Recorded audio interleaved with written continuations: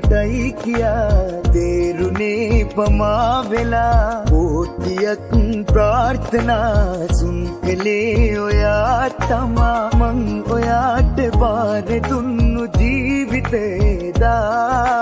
පන පිටින්ම වැළලුවා නවේත අද ඔයා නොමරා මරණා දේවල් කියලා පෙන්වුණා ඔයා සත්තයි මං මියදුණු දවසක ඔබ නම් එන්නවත්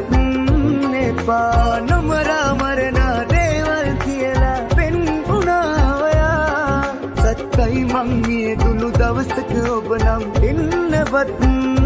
එපා